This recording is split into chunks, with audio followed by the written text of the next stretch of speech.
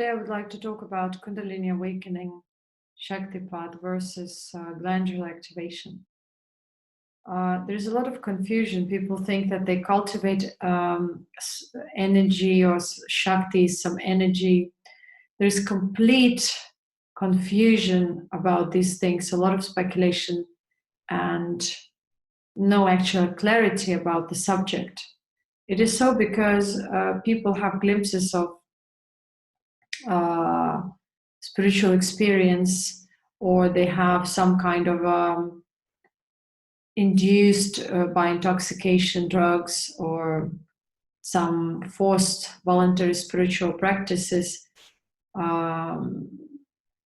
experiences or energy buzz, and no one actually is able to explain them what is happening to them, so they take all these things for Kundalini awakening. Kundalini awakening is still a very rare phenomenon. It is related to conscious awakening, spiritual awakening, and has nothing to do with the actual,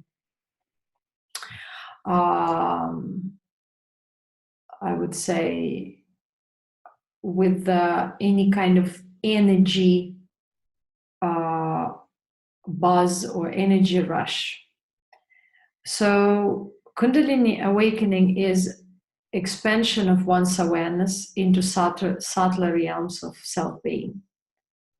When you receive genuine Shaktipat from someone, or you are generally having grace to receive someone who can activate the upper glands within your body, and naturally the entire glandular system then will gradually activate, the nervous system will activate.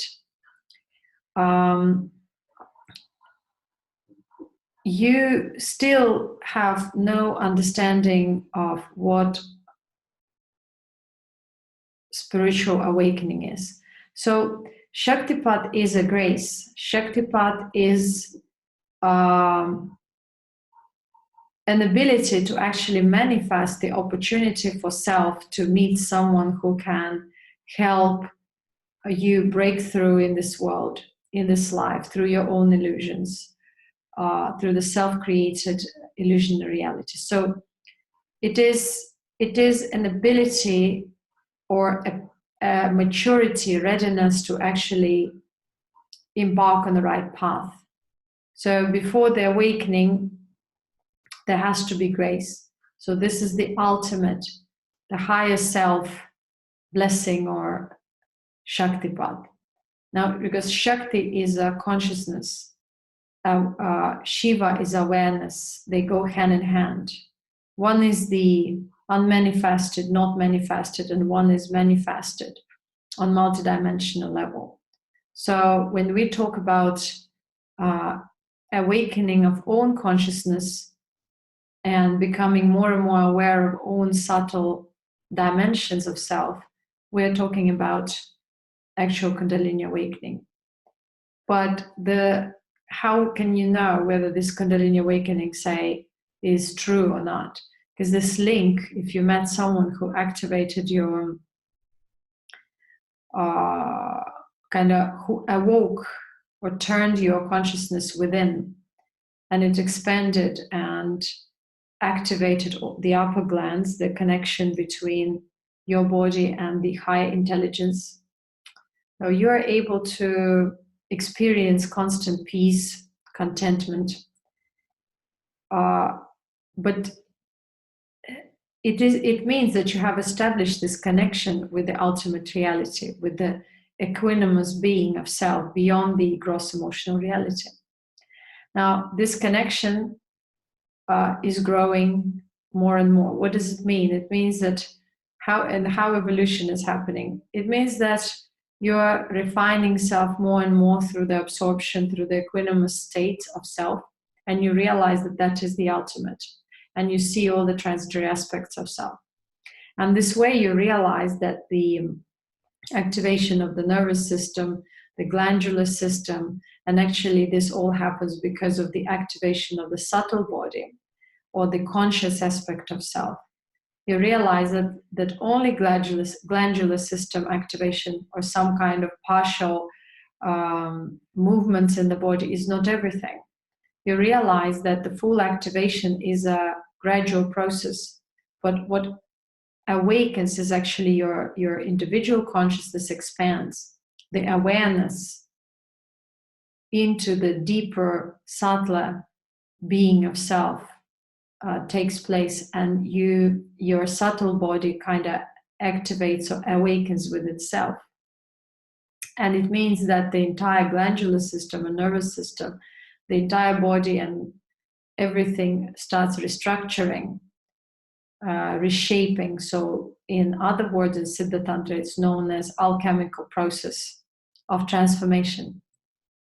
And this happens through, first of all, conscious refinement, where you refine self through observation, contemplation, and being able to plunge into absorption again and again. So through this process of being able to access own equanimous being, or so to speak, through Samadhi or blissful emptiness, you realize all the transitory aspects of self. So you're able to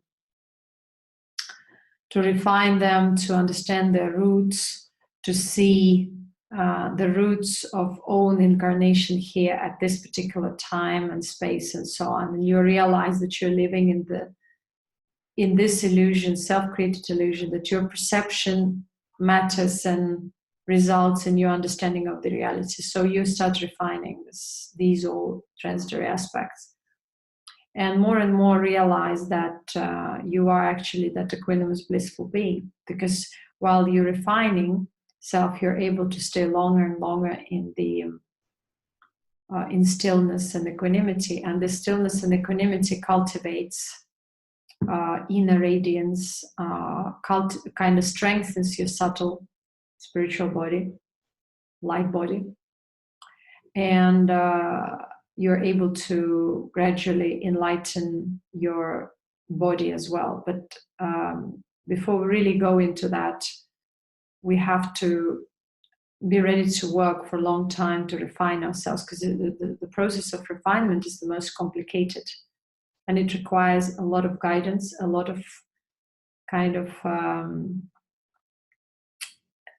readiness to really look at things in a selfless way, to be able to recognize even subtler forms of illusion within self. So this process is tedious, and many people don't understand it. The first moment they feel some energy buzz or some extra energy in some part of the body, they take it for spiritual awakening.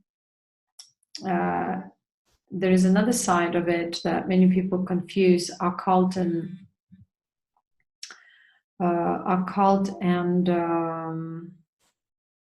spiritual possession for Kundalini awakening,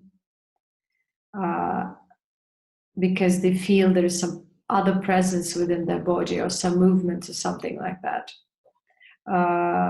And many times this process is not guided, it's not kind of gradual, it has ups and downs.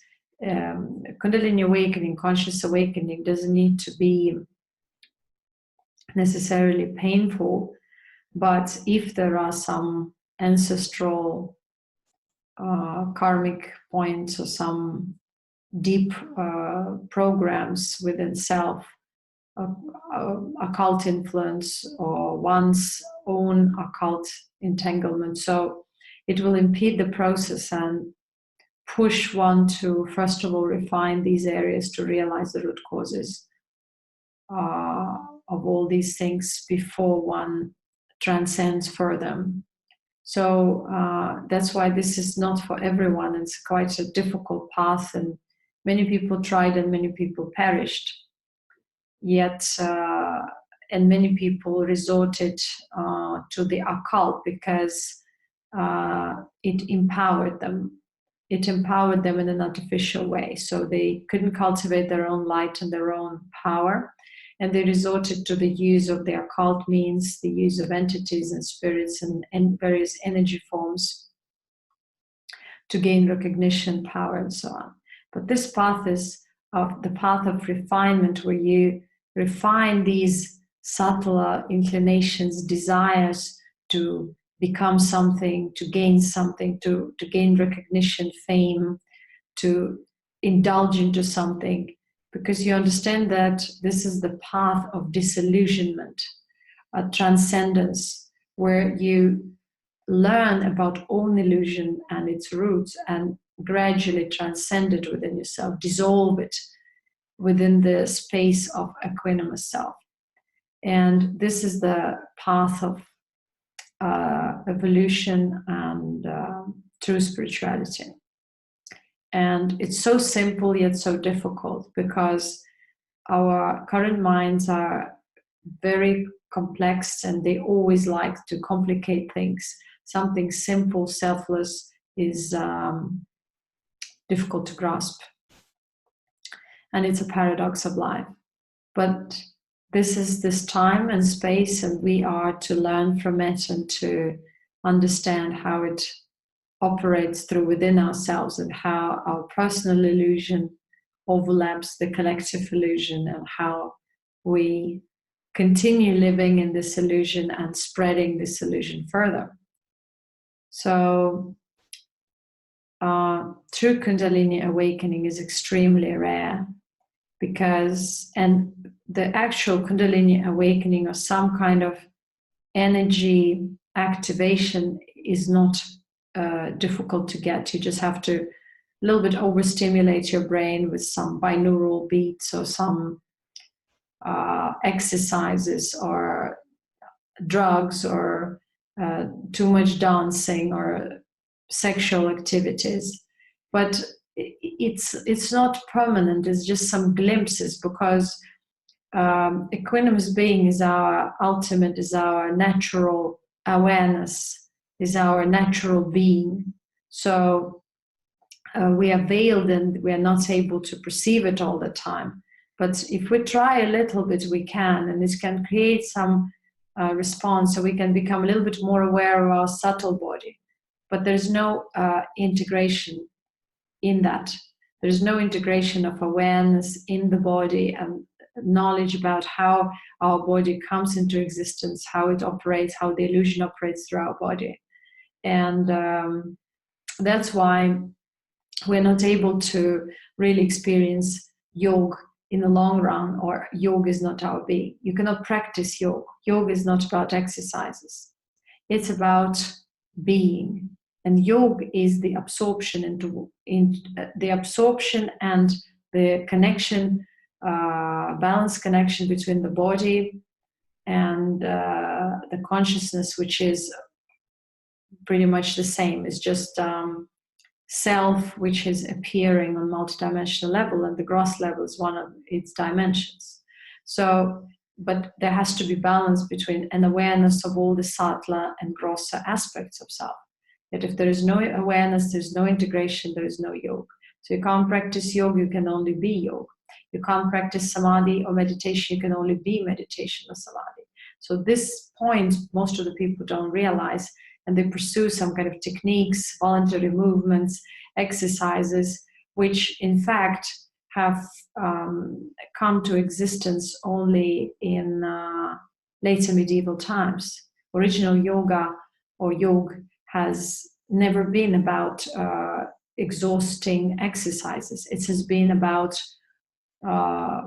mudras, about absorption. That's why also what comes to Mahamudra, everyone thinks that Mahamudra is some kind of a practice, and they delude themselves and exhaust themselves, yet they don't understand that it can only be perceived in silence and through the Shaktipat, the grace, and it's a deep connection with the Sattva, the ultimate self, which is which can be experienced just like by being in whichever pose, mostly in a sitting pose.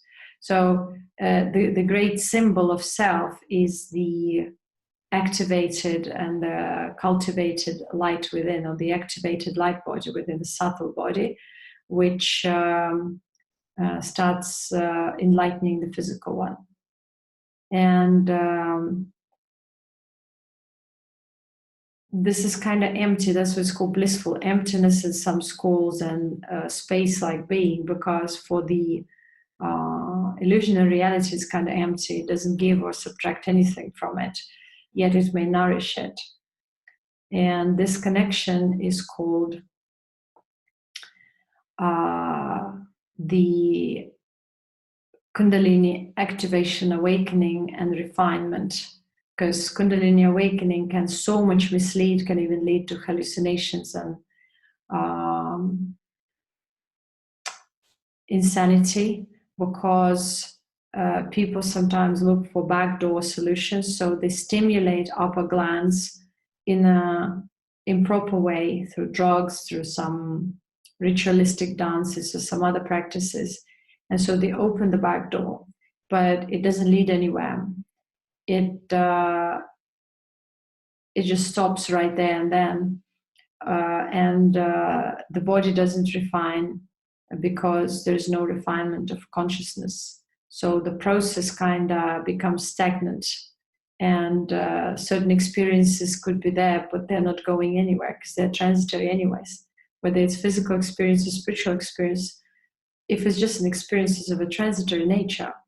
So it has to be a being, a natural absorption. It's like if you're trying to practice Shambhavi Mudra, or you're trying to practice Mahamudra, you're like insane, because Shambhavi Mudra and Mahamudra are the results of inner spiritual awakening, a certain refinement, and ability to maintain this connection with the physical body, the connection of the ultimate self and the physical self intact, and cultivating the inner light and radiance of the sattva in the physical body. So it becomes a natural absorption, natural involuntary Shambhavi Mudra, an involuntary stillness, Mahamudra. And through that, you refine and evolve further. You realize things, you look at every illusionary aspect from a different angle, different perspective. And that's how you learn. So there has to be a learning process. There has to be a process of internal and external transformation, refinement. And there has to be simplicity, selflessness, and equanimity there, stillness. If these things aren't there, you're doing something wrong, because all your practices are action-based. Yoga is about being, Samadhi is about being, absorption is about being, spirituality is about being, and about balanced connection between the action and the being. So if you're able to act through the being, then your action doesn't leave any impression. If you only act out of reaction, then all the action and reaction are tangled and create more and more illusion, distort your perception, and leave more and more impressions, which become future reasons for your rebirth or for your entanglement with this reality. So I think there's a lot to process, and this, the science of Kundalini awakening, self-refinement, alchemical transformation is almost lost. And most of the people only dwell on the interpretation of the left scriptures or some studies, yet because of lack of the experience, they're not able to decipher the information in its actual sense. Because any information of true scriptures, true writings, is based on the experience of those who wrote it, so it can be deciphered only by those who have the same experience. If someone tries to decipher spiritual wisdom or scriptures with a logical, unawakened mind, it's simply impossible to navigate through the symbolism, and it becomes just a speculation.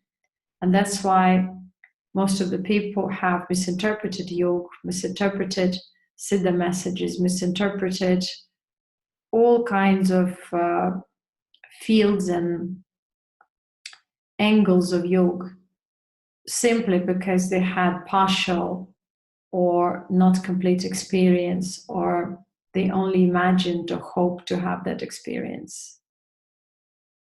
That's why the illusion has been spreading more and more.